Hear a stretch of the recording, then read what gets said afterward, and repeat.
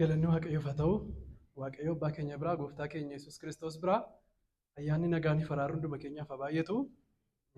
Sagalee Waaqayyoo har'as walii wajjin itti fufnee ilaalla.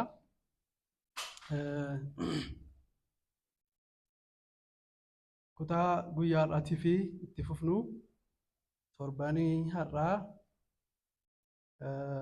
amma lakkoofsa ja'aatti Waaqayyo Abbaa waan hundumaa tokkichaa isa jedhu inni waan hundumaa irra jira, waan hundumaa hin hojjeta. Iddoo hundumaa jira isa jedhu irra geenyee dhaabbannee jechuudha. Xiqqoo ishee riiflekshinii isinii kennuudhaafi Phaawulos Efesoon boqonnaa 4 kana keessatti lakkoofsa tokko irratti isiniin gorsaa jedhee akka jalqabu ilaalleerra. Haa ta'uyyuu malee gorsi Phaawulosii gorsa nama ordinarii tokko miti jennee turre jechuun gorsa nuyi yoo barbaanne fudhannee yoo nuun hawwaatu ta'e immoo hin fudhadhu jennu miti abboommii Waaqayyooti jenneerra. Kanaaf itti fufee akka abboommii Waaqayyootti kan inni nutti dubbatu gad of deebisuu, garraamummaa, obsa hundumaan walii wajjin jiraadhaa, jaalala waliif danda'a jechuun abboommiidha. Abboomaa jira. Kanaafiyyuu Waaqayyoo tokkummaa yuunitii waldaa kiristiyaanaa keessatti abboommii inni akka eegnuuf yookiin immoo akka ittiin jiraannuuf nuu kennu lakkoofsa 2 irraa kaasnee ilaalleerra. Lakkoofsi 1, 2, 3 kun hundumtuu hidhaa nagaatiin tokkummaa furaa eeggachuu akka qabnu akeekkachiisa Phaawulosii boqonnaa 4 keessatti waldaa kiristiyaanaa ishee kan Kiristoos taate kanaaf kennuudha. Waaqayyo maal irratti hundaa'ee waa'ee kanaa nutti dubbata yookiin immoo gad of deebisuu aqimii qabnaa gad of deebisuudhaa fi tokkummaatti maaliif kollu godha, maaliif tokkummaatti nu waama Waaqayyo isa jedhu kaasnee torbee isa darbe jechuudha. Gad of deebisuutti maaliif nu waama, garraamummaan jiraachuutti maaliif nu waama, obsaan jiraachuutti, jaalalaan waliif danda'uutti maaliif nu waama, kana keessatti yuunitii waldaa kiristiyaanaa eeguutti maaliif nu waama jennaan sagalee Waaqayyoo kan inni nutti dubbatu lakkoofsa 4 kaasee waan tokko ta'e waliin qabdu nuun jedha. Waamicha tokko waliin qabdu, abdii waamichaa tokko waliin qabdu, dhagna tokko waliin qabdu, hafuura tokko qabdu, gooftaa tokko qabdu, amantii tokko qabdu, cuuphaa tokko qabdu, Waaqayyoof abbaa waan hundumaa tokkicha qabdu nuun jedha. Kanaafiyyuu tokko qabdu, tokkotti waamamtan koolingiin keessanii gara waan tokkotti waan ta'eef tokkummaadhaan jiraachuun isin irra jira jedhee sagalee Waaqayyoo beezii nuu kaa'ee jalqabaa jechuudha. Kanaafiyyuu akka nuyi ittiin jiraannuuf wanti Waaqayyo kutaa kana keessatti nutti dubbatu ba'aa ta'ee wanta nurra kaa'ame wayyuutu hin taane wanta Waaqayyo dursee nu keessatti hojjete Waaqayyo akka nuyi ittiin jiraannuuf inisheeshinii nuu kennuu isaati yookiin immoo kaka'umsa nuu kennuu isaati, abboommii nuu kennuu isaati jechuudha.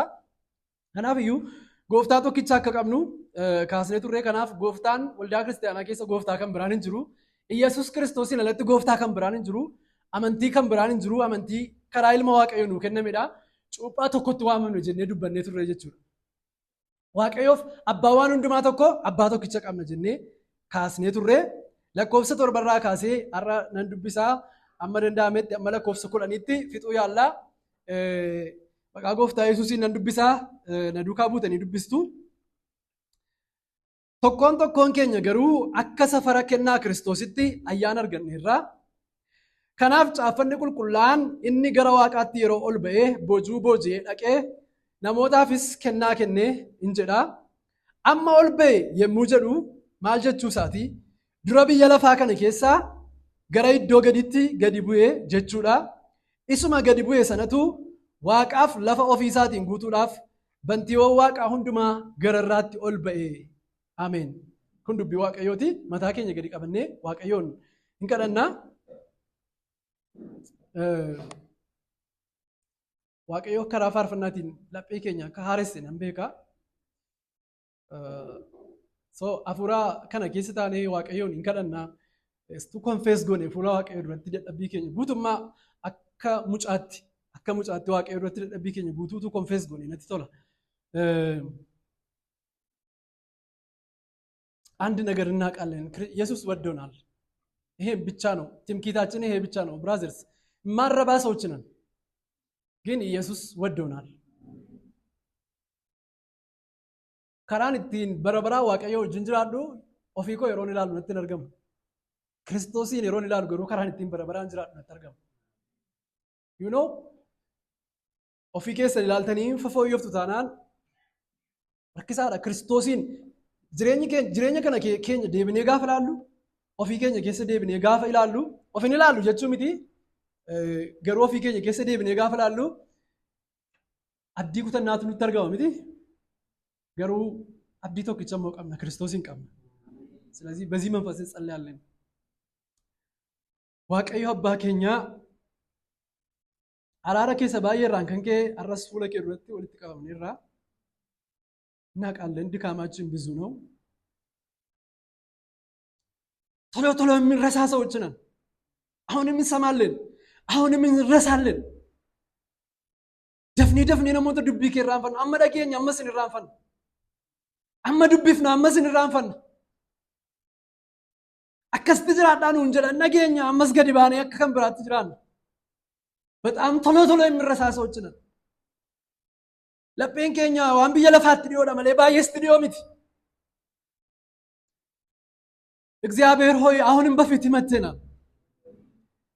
ጸጋን ልንካፈል ምህረትን ልንቀበል በልጅ በክርስቶስ በኩል እንመጣለን።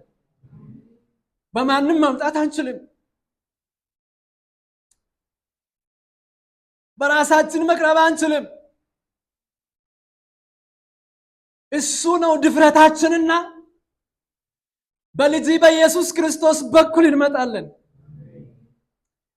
ጌታ ሆይ ደካሞች ነን፣ ኃጢአተኞች ነን። በብዙ ነገር አንተን በድለናል። ካንተ መንገድ ርቀናል፣ ከቃል ርቀናል። አሪሮ ሲወጂን ቀምኑራ ፈጋኔረ ጃለለ ሲወጂን ቀምኑራ ፈጋኔረ ዱቢ ከራ ፈጋኔረ አማማ ዱቢ ከደገኘን ራንፈና ኑቶ የደገኘ ገዲባኔ አከስላት ጅራና ኦፊ ከኛ ጌሰ ጋፈላሉ አብዲኑ ይቲን በረበራን ጅራን ኑትን አርገም ግን ልጅን እናያለን። የተሰቀለውን ክርስቶስን እናያለን። በእርሱ በኩል ወደ አንተ እንመጣለን። ኃጢአታችንን ሁሉ ይቅር በለን።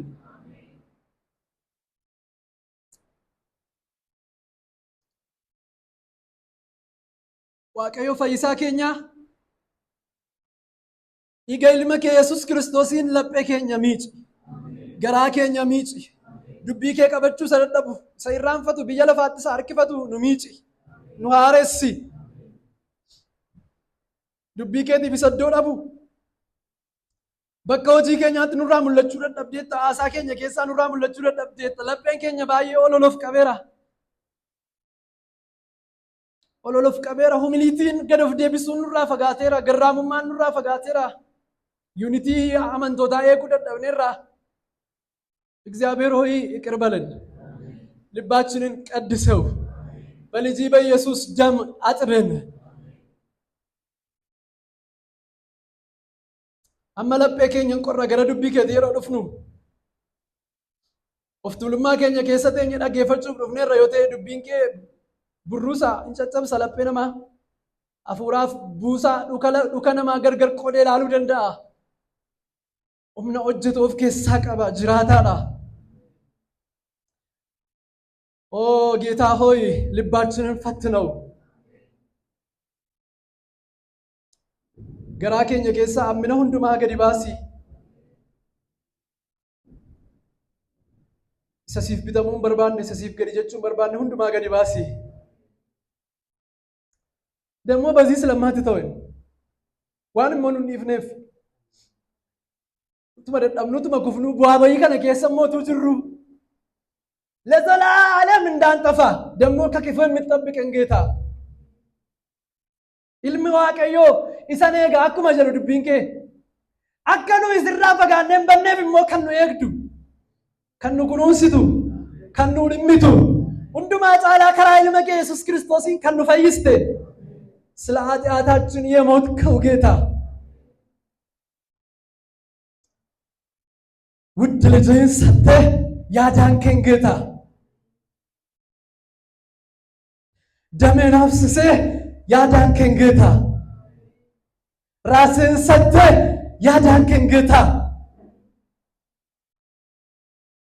ስለዚህ ትልቅ የሆነው ጌታ ሆይ መዳናችን እናመሰግናለን። Waa'ee fayyina isa guddaa karaa ilma kee nuu kenname kanaaf si haa galatu. Waa'ee qulqullummaa kee, waa'ee ulfina kee isa bara baraaf si haa galatu. Sa'aatii kana fuula kee dura jirra. Dubbii kee akka dhageenyuuf laphee keenya nuu bani. Garaa keenya nuu bani. Gooftaa laphee keenya yaada keenyaan as teenye iddoo biraa akka hin teenye qaama keenyas keenya dubbii kee duukaa bu'uu akka hin dadhabneef hafuura ho'aadhaan laphee dammaqaadhaan dubbii kee duukaa akka buunuuf nu gargaari. Gooftaa dubbii keetti akka hin daballe warri dhaggeeffannu ani na dhaabatee dubbatu akka dubbiin kee dubbatu akka hin dubbadhuuf nu gargaari. Yeroo keenyaa fi hundumaa nu eebbisi. Isa jaallattu ilma kee Yesuus Kiristoosiin. Ameen.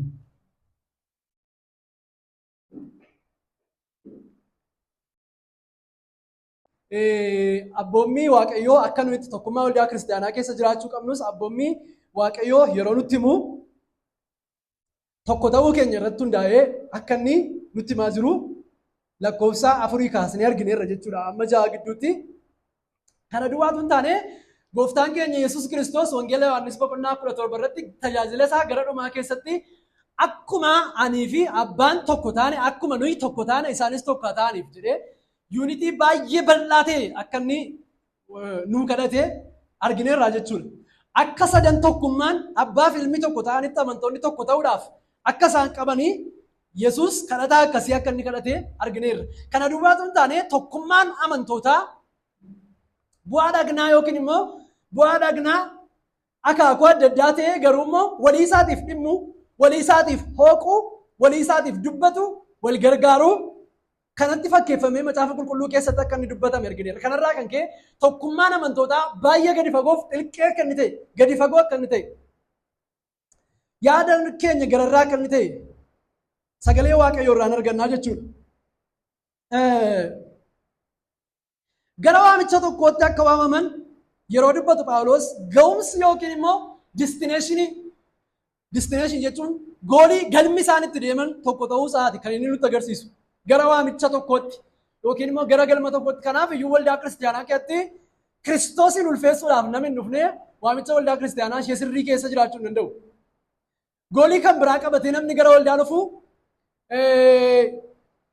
ga'umsa isaa mul'isu, ofii isaa mul'isu, jireenya isaa mul'isu, goolii mataa isaatii qabatee namni gara waldaa kiristaanaa dhufu waamicha tokko ishee qabdu waldaa kiristaanaa keessatti hammatamuudhaaf rakkata. Inni kan biraan Phaawulos addina keessatti nuu kaase gooftaa keenya Yesuus Kiristoositti yookiin immoo walitti hidhamiinsa tokkotti gooftaa tokkotti akka nuyi waamamne. Kanaaf iyyuu gooftaa garaa garaa seerfi gochaa namni yuunitii tokko keessa jiraachuun itti cima. Namicha tokkoof gooftaan isaa horii ta'e jennaan gooftaan Yesuus gooftaa isaa ta'uun isaa hin hafa. Kanaaf iyyuu namicha isaa bu'aa dhagnaa keessaa gooftaan koo Yesuus Kiristoosidha jedhee isa amanu. Gooftaan koo gooftaa isa tokkicha jedhee isa amanu wajjin jiraachuudhaaf itti cima. Gara gooftaa tokkotti waamamtan nuun jedha. Hafuura tokko yookiin immoo hafuura qulqulluu tokko yookiin immoo dibata tokkoon akka nuyi waamamne. Kanaaf ergaa Yohaannis duraa keessatti isin hundumti keessan dibamtaniitu beektotas nuun jedhaa sagalee Waaqayyoo. Kanarraan kan ka'e Waaqayyoo darajaadhaan sadarkaadhaan waldaa keessatti nama dibee kaa'ate hin qabu jenneera. Seenaa waldaa kiristaanaa keessatti teoloojii Peentekostaalii keessatti kan beekamu sekeend bileesingii wanti jedhamu jira. Sekeend bileesingii jechuun Waaqayyoo hafuura qulqulluudhaan amantoota hundumaa erga waamee hundi keenya gaafuma amannoo hafuura qulqulluu nu fudhannaa. Haa ta'u iyyuu malee inni kun duwwaan gahaa miti. Tajaajilaaf immoo dhufee lammaffaa hafuura qulqulluu lammaffaa fudhatee isa booddee sekeend bileesingiidhaanii tajaajila barbaachisa jedhamu jira. The Bible does not teach that. Sagalee Waaqayyoo akka kanatti sekeend bileesingii jedhee nu barsiisu. Amantoota hundumtuu walqixxee akka dibaman hundumti isaanii beektota akka isaan ta'an nutti dubbata. Kanaaf waldaa Waaqayyoo keessatti heeraarkiin hin jiru. Namni ta'e tokko sadarkaa olaanaadhaan dibamee warri kaan immoo sadarkaa gadi bu'aadhaan dibamanii isa booddee isa olaanaa sadarkaa olaanaadhaan dibame sanarraa dibatii warra kaanitti yaa'u kan biraa wayii hin jiru. Sagalee Waaqayyoo akkasitti nu barsiisu. Kanaaf hafuura tokkicha qabdu nuun jedha. Rifleekshinii muraasa isinii kennee darbuudhaaf.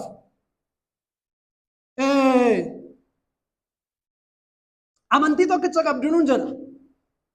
Boqonnaa 2:8 irratti amantiin kun kennaa Waaqayyoo akka ta'e Phaawulos ofiisaatiin nutti dubbateera. Hafuura amantii kana waan qabaannee fi anis nan dubbadhaa jedha Phaawulos. Amantiin karaa hafuurichaa dhufa. Hafuura amantii jedha. Spirit of faith. Hafuura amantii kana waan an fudhadheef anis nan amanee nan dubbadha jedha.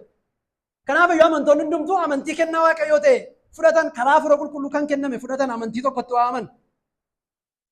Inni kan biraan baaptiizimii tokkotti waaman. Yesuus Kiristoos wajjin du'anii du'aa ka'uu isaanii agarsiisuudhaaf jireenya haaraa karaa Kiristoos argatan mul'isuudhaaf. Dhagna tokkittii ishee taate waldaa kiristiyaanaa keessatti dabalamuu isaanii agarsiisuudhaaf amantoonni hundumtuu cuuphaa tokkotti akka isaan cuuphaman, cuuphaa tokkotti akka isaan waamaman sagalee Waaqayyoon itti dubbata. Waaqayyoof abbaa waan hundumaa tokko akka isaan qaban sagalee Waaqayyoon itti dubbata. Har'a kutaa nuyi itti fufnee ilaallu keessatti lakkoofsa 7 amma 10 gidduutti yuunitii kana fiduudhaaf Kiristoos hojii akkamii akka hojjeteedha yookiin immoo gad of deebisuu hammamii akka gad of deebiseedha kan nuyi arginu. So sagalee Waaqayyoo keep as the unity of spirit yookiin immoo hafuura tokkummaa hafuuraa waldaa kiristiyaanaa keessa jiru eegaa gaafa nuun jedhu how much Christ suffered for our unity. Kiristoos ammam tokkummaa keenyaaf akka dhiphate immoo nutti agarsiisuudhaan jalqaba. So min ችግራለው jennee wanta nuyi qalallu wayi miti. Akka nuyi gadi buufnee ilaalleef Phaawulos lakkoofsa taanu keessatti immoo Kiristoos tokkummaa waldaa kiristaanaa kanaaf gatii hammamii akka kaffale nutti hima. Kiristoos tokkummaa waldaa kiristaanaa kanaaf gatii hammamii akka kaffale kana duwwaas tun taane mo'icha gurguddaa akkamii akka inni argate mo'icha Kiristoos argatee fi gatii inni tokkummaa waldaa isaa tokko godhee mul'isuudhaaf kaffalee argannaa jechuudha. Macaafa Qulqulluu keessatti barsiisa hundumaa booddeetti baakgiraawundiidhaan eenyuun arganna? Eenyuun arganna? Eenyuun arganna? Sagalee keessan dhageessaa eenyuun arganna? Eenyuun arganna? Sagalee keessan dhaga'aan jiru eenyuun arganna? Kiristoosiin arganna. Macaafa Qulqulluu keenya keessatti abboomamaa yeroo jedhe sagalee Waaqayyoo abboomamuudhaaf Kiristoostu nu barbaachisa. Ifin loowuu keessatti seera Waaqayyoo sanuu kenname keessatti seera Musee keessatti mataasaa dudduuba isaatti eenyuun arganna? Kiristoosiin arganna. Hin ejjin yoo nuun jedhe sagalee Waaqayyoo hin hajin yoo nuun jedhe sagalee Waaqayyoo baakgiraawundii sana eenyu irratti hirkannee dhiisa? Eenyu jira dudduuba isaa? Kiristoostu jira. So hin hatin erganaan jedhee sagalee Waaqayyoo anoo nama dadhabaadha nama cubbuun itti mi'aawudha nama biyya lafaa kufaa kana keessa jirudha. Akkamitti anaa turii isa yoo ta'an eenyutti fayyinti isin godha? Look at Christ isiniin jedha. Kiristoosiin ilaali isiniin jedha. Hin hawwiin yoo nuun jedhe yookiin immoo hin ejjin yoo nuun jedhe akkamitti dhaan jiraachuu danda'a akka sagalee Waaqayyoo jedhutti akka seerri Waaqayyoo nu qulqullaa'an jedhutti jettanii gaafa isinii yaaddooftan abdii kutattan look at Christ. Passive obedienceidhaan yookiin immoo abboomamuu hundumaadhaan isa seera Waaqayyoo guutummaatti raawwate Kiristoosiin ilaali nuun jedha. Gaafa isa ilaaltu jiraachuu dandeessa nuun jedha. So gara tokkummaatti nu waamee raawwatee jalqaba irratti lakkoofsa 7 irratti namni nu introduce nutti godhu Yesuusidha. Tokkoon keenya garuu nuun jedha akka safara kennaa Kiristoositti ayyaana arganneerra nuun jedha. It points us to Christ. Gara Kiristoositti pointii nu godha.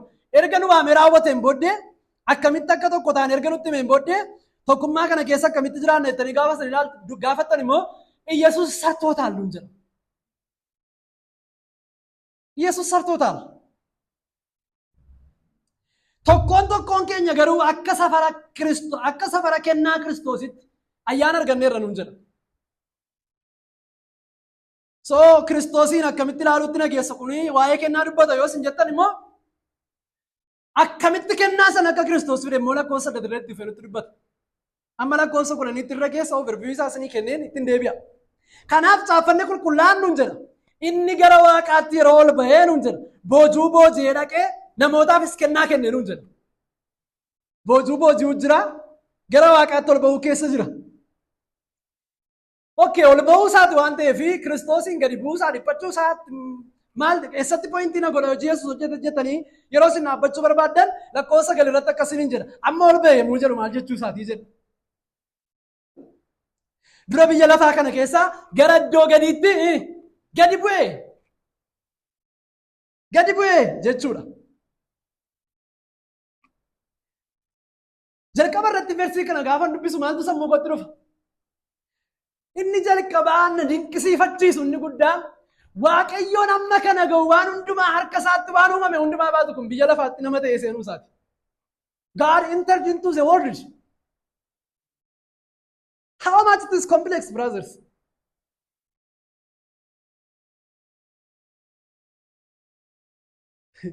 By the way, Waaqayyo baay'ee guddaa ta'uu isaa hubachuu duwwaa keessan duwwaatu hin taane guddummaa isaatiin immoo waan hundumaa gochuuf gad of deebisuu danda'uu isaa hubachuun paartii kan fayyinaa kan biraadha. Amma namoota warra bakkee jiran musliimota namoota kan biraa jinii yoo haasoftan waa'ee Waaqayyoo yoo isin haasoftan Waaqayyo foon uffatee gara biyya lafaa dhufe yoo isin jettan bushatik ነው maal Waaqayyo akkamitti uumatti seena biyya lafaa sheekamtu Waaqayyoon baataayuu biyya lafaatti seenaa isiniin jedhu እግዚአብሔር ወደ ዓለም መግባት አያቅተው ይሄ ማለት Waaqayyo wanti dadhabamu jiraachuu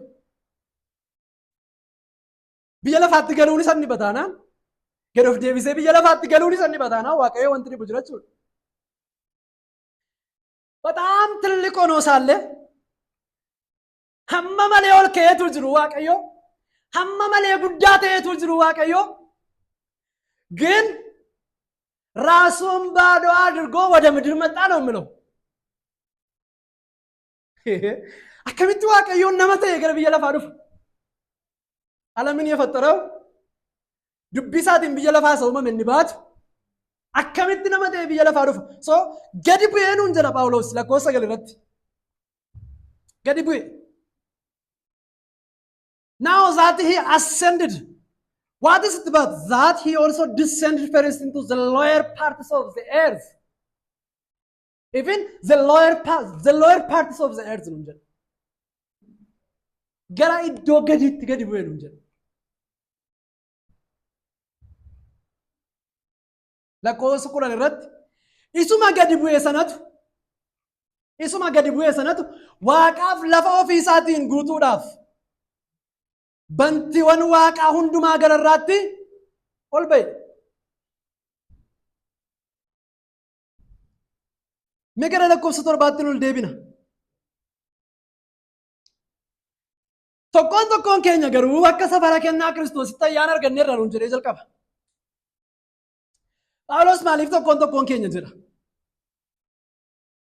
lukkisii kana keessatti tokkoon keenya jedhee jalqabuunsaa maal nutti agarsiisa afurii amma 6 gidduutti yuunitii gargar ba'uu hin dandeenyeef yuunitii jabaa akka qabnu nutti hima yuunitii ma jabaa ammasii dhagna tokkotti yoo jiraanne iyyuu garuu bu'aa dhagnaa akka nuyi ta'an immoo nutti hima kanaaf iyyuu tokkoon keenya yeroo jedhu Phaawulos warri yuunitii jabaa akkasii keessa tokkummaa gadi fagoo ta'e akkasii keessa jiru kun dammoo bu'aa dhagnaati nuun jedha we are body parts kanaaf iyyuu tokkoon keenya minni qottara ሰዎችንን tokkoon keenya hedduu አይደለም Waaqayyo tokkoo keenya bira gad of deebisee dhufuunsaa tokkoo keenyaaf ayyaana kennuunsaa nutti agarsiisa isin waldaadhaa dhagna keessa jirtu jedhee Waaqayyo poppii wayii tokko ol baasee isa kana duwwaa yoo naasofsiise hin ga'a jedheennis each one of us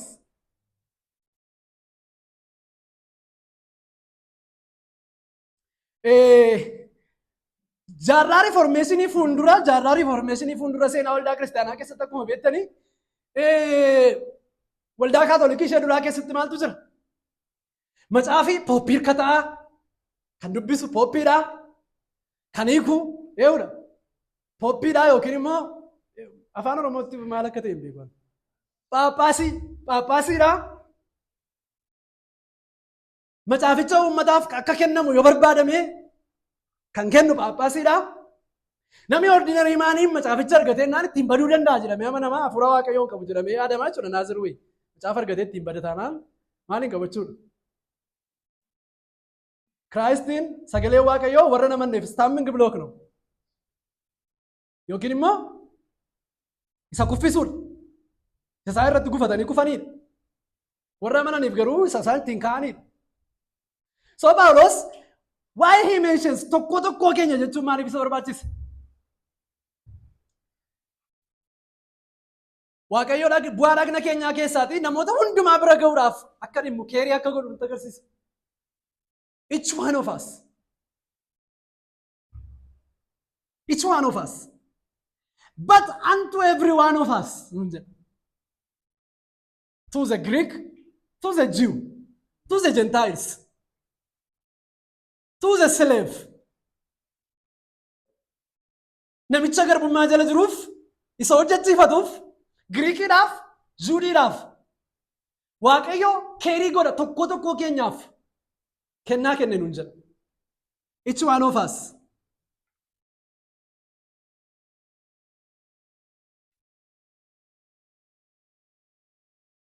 Hammam tokko yoo ta'an illee garuu immoo hundi keenya maalidha?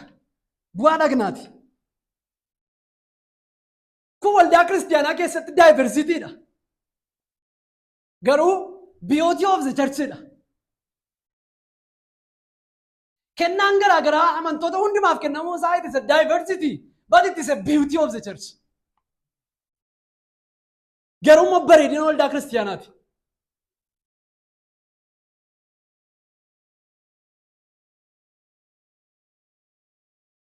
Akkuma harki keessan adda ta'ee, iji keessan adda ta'ee, gurri keessan adda ta'ee daayiversiitii qabaatanii garuu immoo keerii olii godhan yuunitii guddaan ammamii waldaa kiristiyaanaa gidduu akka jiru kan nutti agarsiisu tokko isa kanadha. So Phaawulos to each one of us nuun jedha. According to the measure of gift of Christ. Akka safara kennaa Kiristoositti. Akka safara kennaa Kiristoositti kan jedhu hafuura qulqulluu hamma ol caalu fudhanne jechuu miti. Andaandee misrepresent inni argaale na inverse. Akka safara kennaa Kiristoositti yeroo jedhu inni kun baay'ee dibame inni kun immoo xiqqoo ishee irra gadi bu'ee dibame jechuu miti. Akka safara kennaa Kiristoositti kan jedhu kennawwan garaagaraa kennamuu isaaniiti. Kanaaf Qorontos keessatti kennawwan garaagaraatu jira. Afurichi garuu meeqa nuun jedha? Tokko nuun jedha. It is one spirit but it's a different gift.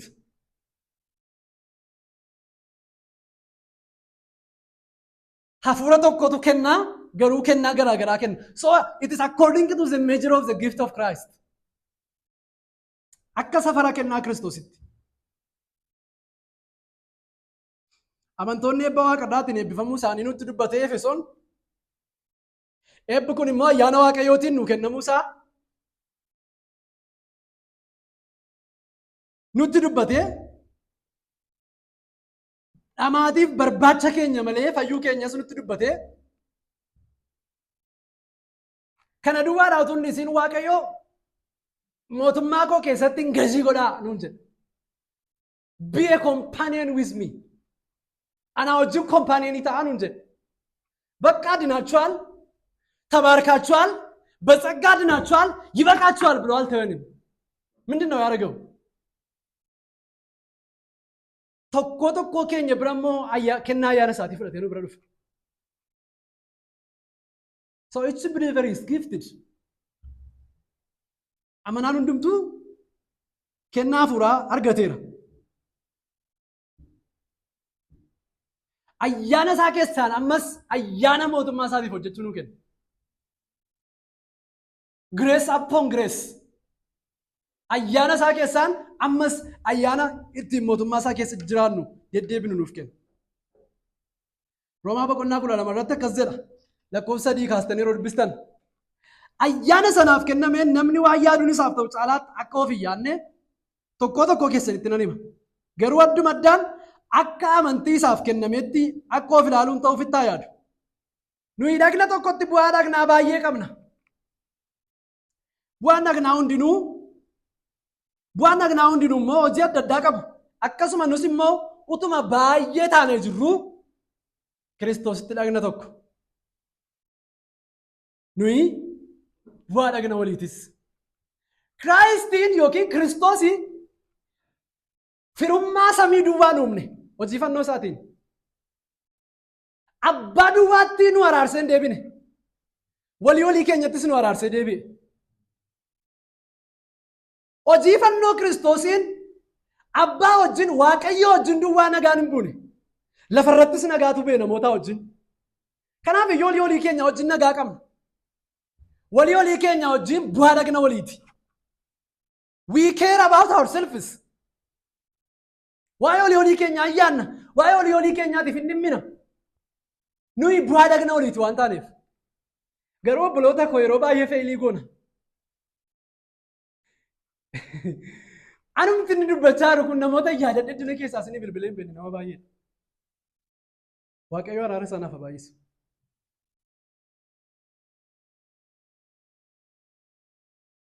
Garuu olii keenya ni irraanfanna. Bu'aa dhagna tokko ta'uu keenya ni irraanfanna. Waan obboleessa keenyaa badaa nu dhibu.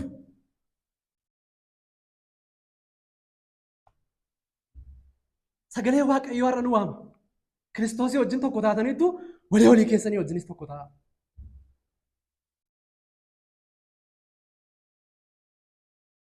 Kanaafiyyuu akka safara kennaa Kiristoos tayyaan arganne nuun jedha.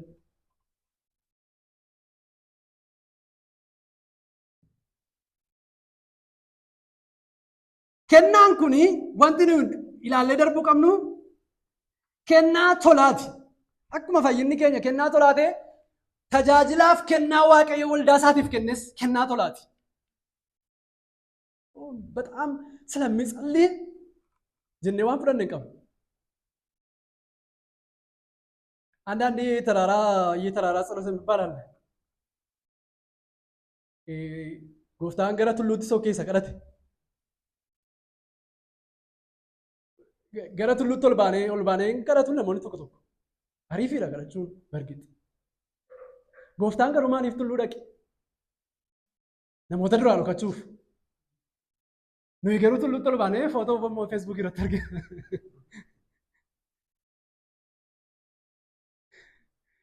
ከሰዎች ለመሸሽ ለመጸለይ ለመበረታታት ጀባቹ ራፊ ገረቱሉ ደቂ ከረቹ ነው በርባቹ ሲሮቴ ዋይ ቴክ ፎቶግራፊ ሲሪየስሊ ጸሎት ነው። ስለዚህ ዶከነት ሰገለ ዋቀዮ ከንንትዱበቱ እኔ በጣም ስለሚተጋ ስለሚጸልይ እግዚአብሔር ይሄንን ጸጋ ሰጠኝ ምን ኮራበት የለንም።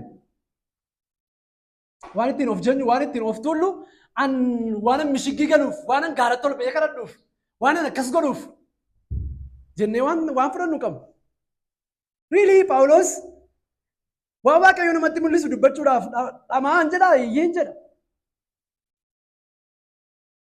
Garuu kennaan kadhata keenyaan baay'ina kadhata keenyaan kan nuu kenname miti. Istirii akkasii dabarsanii ture yaada namoonni tokko tokko. Dur namoota tokko tokko wajjin gaafa kadhannu namoota raajii dubbanna jedhan wajjin yeroo kadhattanii sirriitti jakee caffanii walitti dhuunfachiisiisa booddeedhaa mul'ata argitaa jedhama. namoonni akkasitti argitanii beektan garan dura. An guyyaa tokko dunuunfadhee naa dhufuu dide ciraamsaa nan fajeje malee.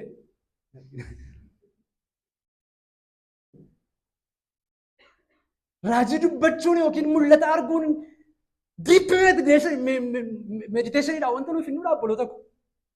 Dukkana keetti gallee wanta nuuf hinnuudha. Lallabuun yookiin barsiisuun waan nuyi gaara irratti ol baanee kadhanneef hinnuudha. Moo kennaa Waaqayyooti.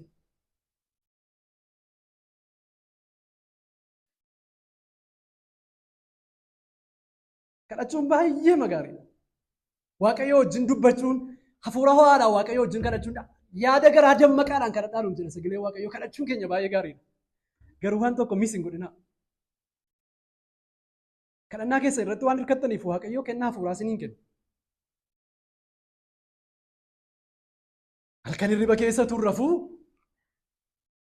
faarfannaa akkasii natti fidennee kaanee waan ta'e barreessine garuu faarfannicha gara ija macaafa qulqulluutti gaafa finnu it's against the Bible. Waan tokko beekuu qabna. Yeroo baay'ee wantoonni kennaa jedhamanii kan nuti shawwadamnu keessaa inni tokko waan nuyi meediteetii gochaa turre irraati nutti dhufuu danda'a. Fakkeenyaaf waa'ee nuura wuddinnatii yaadaa turtanii waa'ee nuura wuddinnatii baay'ee yaadaa turtanii jireenyi isin itti cimuusaa yaadaa turtanii kadhattanii gaafa raftan faarfannaan nuroo guddinatti jiru ol qabatu isinitti dhufuu danda'a. Really? Maandi sammuun keenya wanta kuufate deebisee itireet godha yeroo boqonnaa argatu. So እግዚአብሔር riba koo keessaa nagaasee naa kenne barreessine yoo finne it's so hard. Yeroo tokko tokko waan tokko cannaqamaa turtanii itti yaadaa turtanii dhattanii raftanii abjuu isaa arguu dandeessu.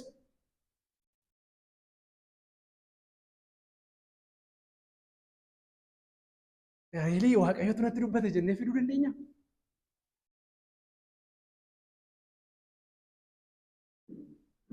Waaqayyo nutti dubbachuu isaa yookiin immoo kennaan sun kennaa waaqayyoo ta'uu isaa we have to dig out. Waan tokko isinitti immoo waan soorsii isaan beennee waaqayyoon ulfeessuuf dhama'uu caalaa dhiisuu isinii wayya jalqaba irratti. Fakkeenyaaf faarfannaa wayii isinii dhufeennaan soorsii isaan beektan waaqayyoo biraa yookiin sagalee waaqayyoo keessaan dhufne soorsii isaa akkamitti barra yoo jettan sagalee waaqayyoo wajjin walii galuu isaati miti. Sagalee waaqayyoo keessaan dhufne taanaan soorsii isaan beektan ittiin waaqayyoo ulfeessuuf fiiguu caalaa dhiisuu nu wayya. እግዚአብሔር የሚታለል waaqayyo qoramu waaqayyo guyyoonfamu waan hin taaneef.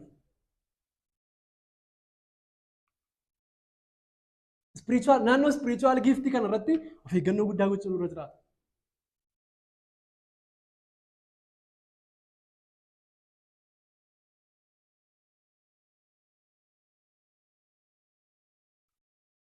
Kanaaf iyyuu sagalee waaqayyoo kennaadha nuun jedha. It's a free gift.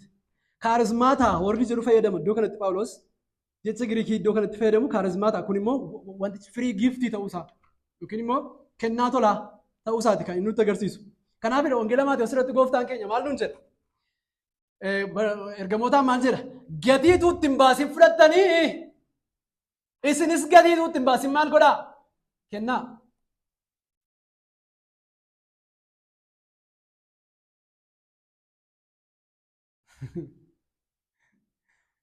Gatiitu itti hin baasin fudhattanii gatiitu itti hin baasin kennaa. Kennaan ni kan waaqayyoo gatiitu itti hin baasin kennaa fudhatamuudha. Gatiitu itti hin baasinis kennaa kennamuudha. Galagaltoo isaa deebisaa dubbisaa. Gatiitti baasisaa jirtu taanaan gatiidhaan fudhattan iddoo ta'e jechuudha. Kan waaqayyoo ta'uu dhiisuu danda'a garuu kan waaqayyoo miti.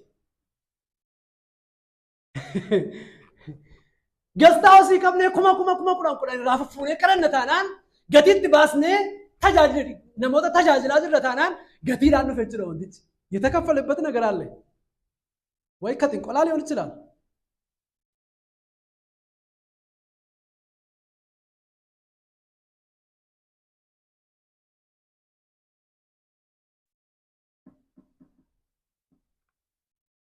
waldaa kiristaanaa dhannee servii goonee keessumaa sooloo zamaarii kan jedhamnu waldaa kiristaanaa servii goonee deebi'uudhaa fi dhaabannee gatii takaraakkarra gatiin galchine jennee takaraakkaraa jirra taanaan it's against the word of God. Namni tokko nyaachuu qaba, transportii argachuu qaba. I'm not saying that. Sagalee waaqayyoo kana nu barsiisa. Namni yeroo isaa guutuu full time waldaa kiristaanaaf kennee hojjetu waan isa barbaachisu argachuu qaba, waan ittiin jiraatu. Kana miti garuu nan dubbachaa jiru.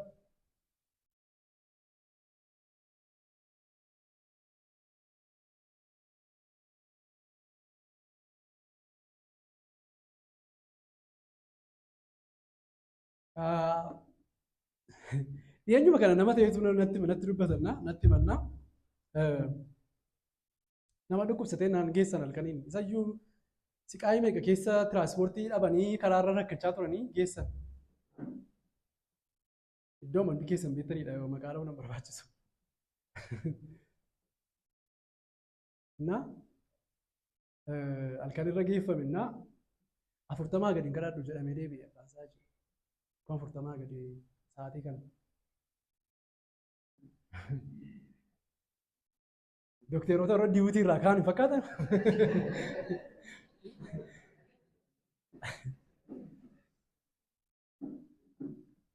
Akka bara kanaa maqaa waaqayyoo irratti barri qalladame hin jiru obbolota ko. Akka bara kanaa kennaa fuudhaa irratti barri qalladame hin jiru. Serious.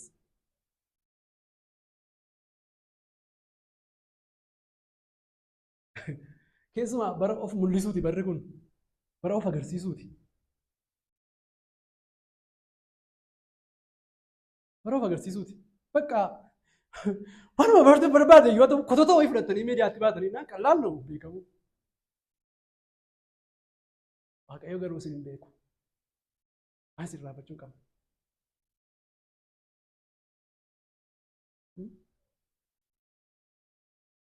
Ifni yeroo tokko tokko ta'ee gaafa yaadu faarfannaa versiinsaa faarfannaan fakkaanne fudhatanii namoonni as ba'an hammuma kana sammuun isaanii wallaalee miti dhee yaadu yeroo tokko tokko. Awuqoo የሚያደርጉ ነው የሚመስለኝ. Utuma beekanii ለመታወቅ ብለው የሚያደርጉ ነው የሚመስለኝ. Serious.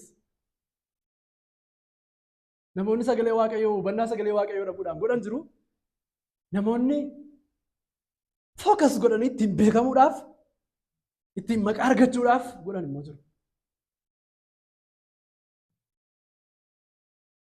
Can't be sold. Gurguramuu hin danda'u. Bitamuus hin danda'u. Ulfina keenyaaf isin hojjetu. It is a gift for the church. Kennaa waldaa kiristaanaaf kennamedha.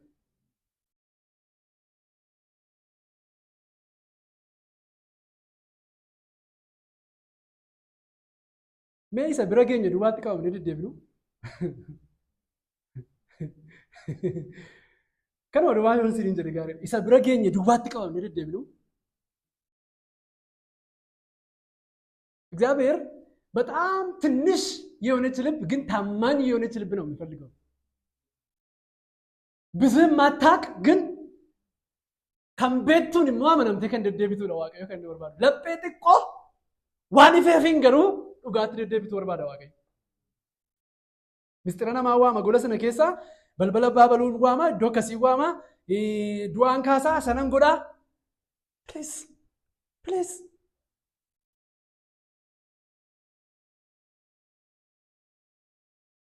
nu in kadhanna warra kadhatanidha nu miila waaqayyo jalatti kufne warra kadhatanidha namni gaafa dhukkubsatu garuu waaqayyo na jajuuf namoota humna qaban miti. Be believers.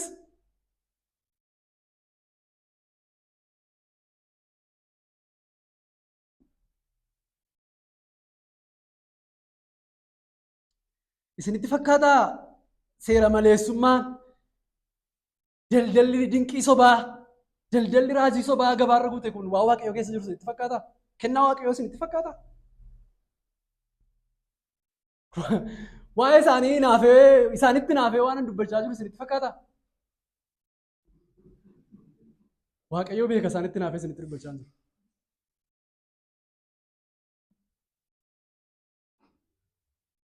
Really?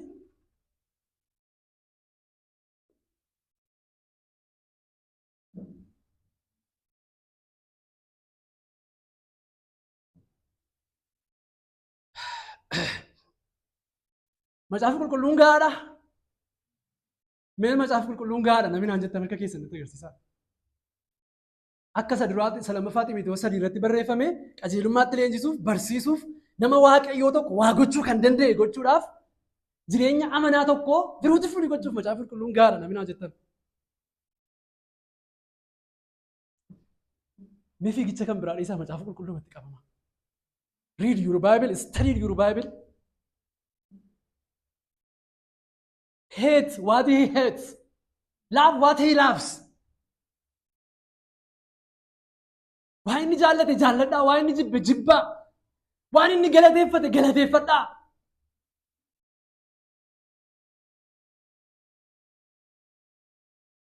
Macaafa qulqulluun ala wanti nutti dhufu baay'een isaa amma inni nu fayyadurra amma inni nu balleessu caala.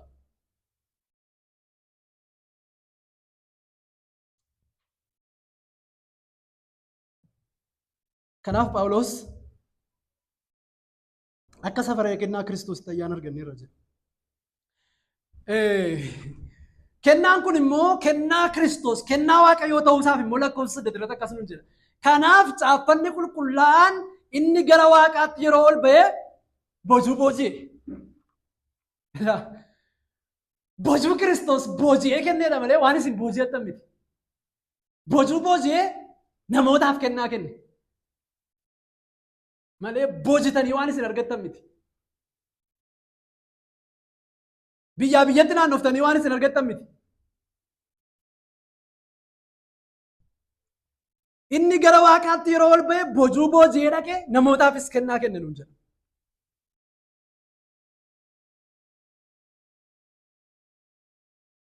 Kiristoos bojuu booji'e. Cubbamoota du'a keessaa kaase. Bojuun isaa ni jalqabaa.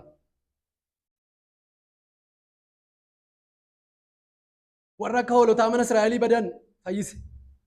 Ormootas fayyise. Waldaa kiristiyaanaa isaa fayyifate. Bojuu booji'e.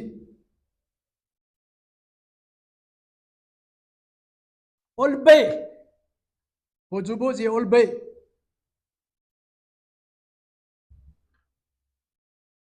Macaafa faarfannaa 47 lakkoofsa 5 irratti waa'ee kanaatiif Daawit maal jedha? 47 lakkoofsa 5. Waaqayyo gooftaan sagalee gammachuutiin sagalee fiinootiinis ol ba'eera.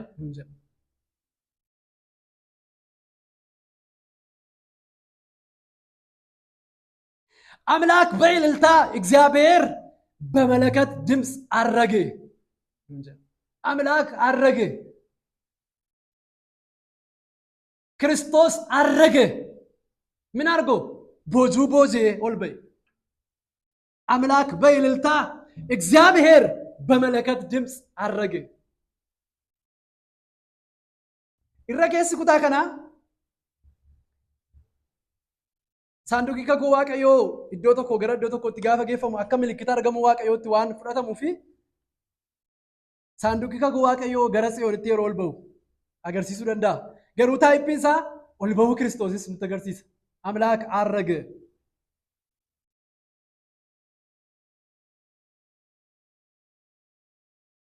አድማኑ ዳዊት ኩታ ከነ ጋፈንቱ ድበቱ ሞይቸ ዳዊት ሳንዱቀ ከጎ ዋቀዮ ገረ ኢየሩሳሌም ትዴቢሱ ከሰቲ warra yibuusota yookiin immoo jibuusaayit warra jennu warra yibuusota lolee mo'atee saanduqa kakuu waaqayyoo gara Yerusaalemitti deebisuu faarfannaan faarfateedha.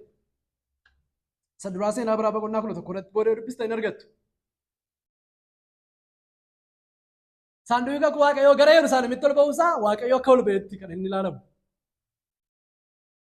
የእግዚአብሔር መገኛ ምልክት ስለሆነ ማለት ነው።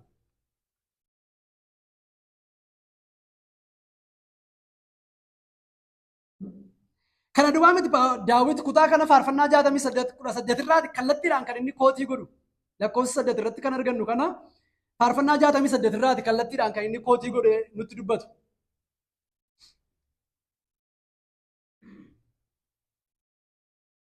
Lakkoofsa 17 kaasee yeroo isin dubbisu akkas jedha. Konkolaattonni macca waaqayyoo kumaatama baay'eedha. Kumaatama irra sin caalu. Gooftichi isaaniin tulluu Siinaati gara iddoo qulqulluu dhufee saba isaa gidduu jira jedha. Lakkoofsa 18 irratti ati waaqayyo gooftaan achi jiraachuudhaaf warra booji'aman fudhattee iddoo ol jalaa sanatti baateetta. Namoota gidduudhaa warra mormanii sirratti ka'an irraayyuu kennaa fudhatteetta jedha. Phaawulos kutaanni kootii godhe kanaafi akka inni itti barreesse waan olliitu sitti fakkaata. Bojii dhaqee kennaa kenne nuun jedha inni Efesoon irra jiru. Inni faarfannaa irraati inni kootii godhe garuu mis kootiin godhe bargit. Yookiin immoo dogoggora luqqisne. Dogoggora luqqisne Phaawulos. Faarfannaa irra kan jiru garuu warra mormanii sirratti ka'an irraayyuu kennaa fudhatteettadha. Inni faarfannaa irra jiru kennaa fudhatteettadha. Inni Efesoon irra jiru immoo kennaa kennite jedha. Kontekstii isaatiin kutaa kana lamaanuu gaafa ilaallu macaafa faarfannaa irratti kennaa fudhatteetta yeroo jedhu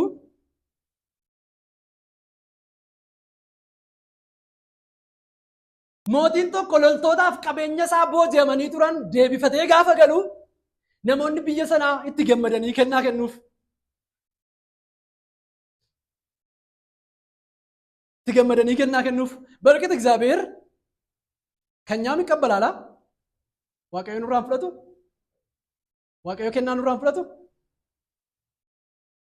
ማለት dhabee jettanii kan akkasii yaaddan tun taane waaqayyo galata nurraan fudhata worshipii nurraan fudhata kennaa jaalalaa nuyi horii keenyaan kenninu waaqayyo nurraan fudhata. Namni hiyyeessa gargaaru akka waan maal godhuuf jedha macaafa keenya akka waan waaqayyoof liqeessuutti jedha.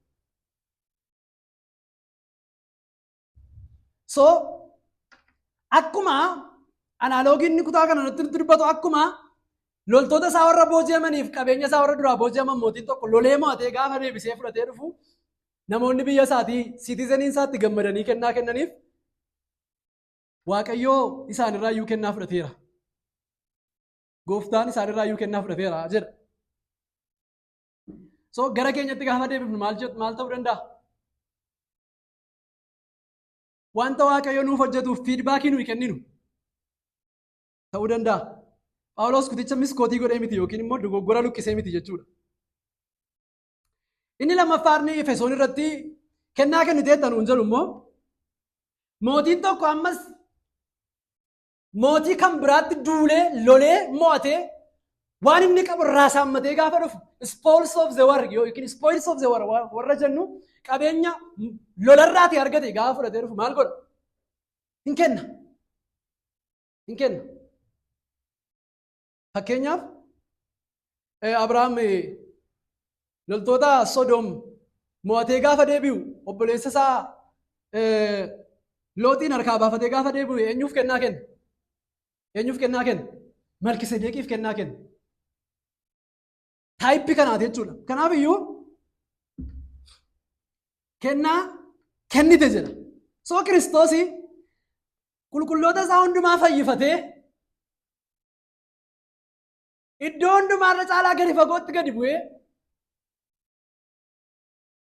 warra Si'ool keessa iyyuu jiranitti lallabee mo'icha isaa aboo isaa lallabee gaafa gara waaqaatti ol ba'u karaa fura qulqulluu maaltu dhufe waldaa kiristiyaanaaf?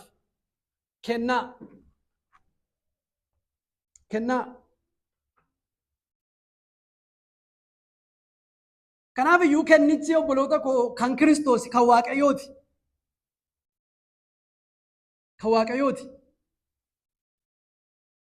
Kennaa waldaa kiristiyaanaaf kenname keessatti akka nu ittiin of jajnuuf akka nu ittiin mootummaa mataa keenyaa impaayera mataa keenyaa ijaarrannuuf miti Waaqayyo kan kennu.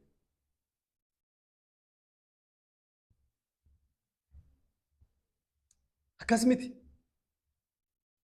Kan waldaa kiristiyaanaa ittiin tajaajiluuf kan Waaqayyo ittiin ulfina argatuuf. Sa'aatiin koo baay'ee deemeera gara lakkoofsa 9tti isin geesseen xumura. Lakkoofsa 9tti isin geessee lakkoofsa 9 irratti maal nuun jedha? Amma ol ba'e yemmuu jedhu maal jechuu isaatiin nuun jedha? Amma waan Kiristoos waldaa kiristiyaanaaf kennaa kennuudhaan waldaa kiristiyaanaa yuunitii ishee tokko gochuudhaaf hojjete keessatti kan nu ilaallu. Amma ol ba'e yemmuu jedhu maal jechuu isaati? Dura biyya lafaa kana keessaa gara iddoo gadiitti gadi bu'e jechuudha jedha.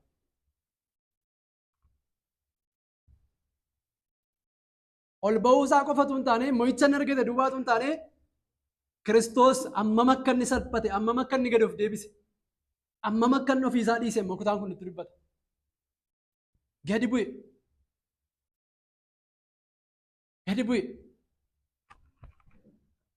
Waaqayyo namummaa Kiristoosiin du'ee eessatti gadi bu'e? Gireefitti gadi bu'e, awwaalatti gadi bu'e.